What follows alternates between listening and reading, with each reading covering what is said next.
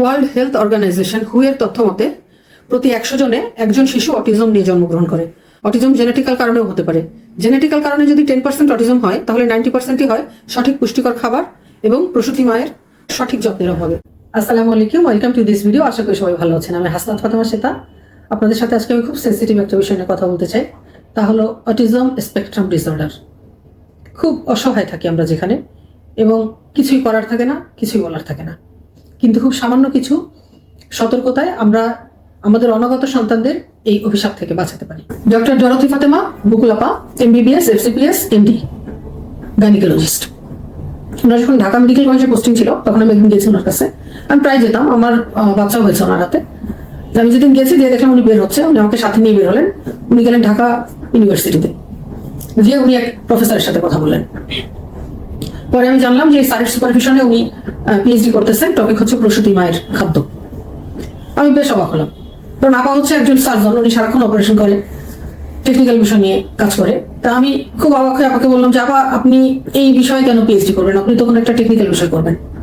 তখন আপা আমাকে বললেন যে শ্বেতা, এই প্রসূতি মায়ের খাদ্য এটা খুব ইম্পর্টেন্ট একটা ব্যাপার, যেহেতু আমি এই বিষয়টা নিয়ে কাজ করি, এবং একটা বাচ্চা কতটুকু সুস্থ হবে এবং কতটুকু অসুস্থ হবে বা কতটুকু ফিট হবে বা আনফিট হবে, বাচ্চাটার গোটা জীবনটাই ডিপেন্ড করে হচ্ছে এই প্রসূতি মায়ের খাদ্য এবং মায়ের যত্নের উপর। তো এই বিষয়টা কোনো হেলাফেলার কোনো বিষয় না, এটা সবচেয়ে গুরুত্বপূর্ণ বিষয়। আমরা আসলে কি চাই? আমরা চাই স্ট্রং বেবি, ব্রিলিয়ান্ট বেবি, সুস্থ বাচ্চা, হেলদি বেবি। বাচ্চা সুস্থ, মেধাবী এবং শক্তিশালী হওয়ার জন্য কি প্রয়োজন? আমরা নর্মালি যা করি, আমাদের কোনো একটা মেয়ে যখন সন্তান সম্ভাবা হয়, তখন আমরা এমনি তাকে অনেক বেশি তার জন্য কেয়ারিং হয়ে যাই। 8-10 দিন কি খাচ্ছে বা না খাচ্ছে, তার চেয়ে তার খাবার আমরা অনেক বেশি মনোযোগী হই, তাকে অনেক বেশি বেশি করে খাওয়ানোর চেষ্টা করি। কিন্তু এই বেশি বেশি করে খাওয়া আর সঠিক পুষ্টিকর খাবার খাওয়া কি এক? আমাদের ফার্স্ট ডিমান্ড কি থাকে? আমাদের ডিমান্ড থাকে আমাদের যে বাচ্চাটা আসতেছে, এই বাচ্চাটা যেন একটা সুস্থ বাচ্চা হয়, শারীরিক এবং মানসিকভাবে, এবং কোনোভাবেই যেন বাচ্চাটা অটিজম স্পেকট্রাম ডিসঅর্ডারে আক্রান্ত না হয়, যাকে আমরা বলি অটিস্টিক।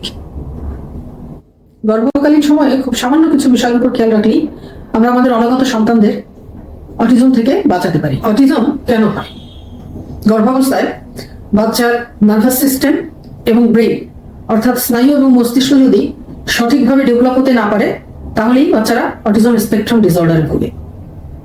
আমাদের সেই কাজটি করতে হবে, যে খাবারগুলো খেলে বাচ্চাদের ব্রেন এবং স্নায়ুতন্ত্র সঠিকভাবে ডেভেলপ হবে গর্ভাবস্থায়, সেই খাবারগুলি বাচ্চার মাকে খাওয়ানো নিশ্চিত করতে হবে। বাচ্চার মা যাই খাক না কেন, যত খাবারই খাক না কেন, সে সঠিক পুষ্টি পাচ্ছে কিনা, এই জিনিসটা আমাদেরকে নিশ্চিত করতে হবে। Thank you so much for listening me.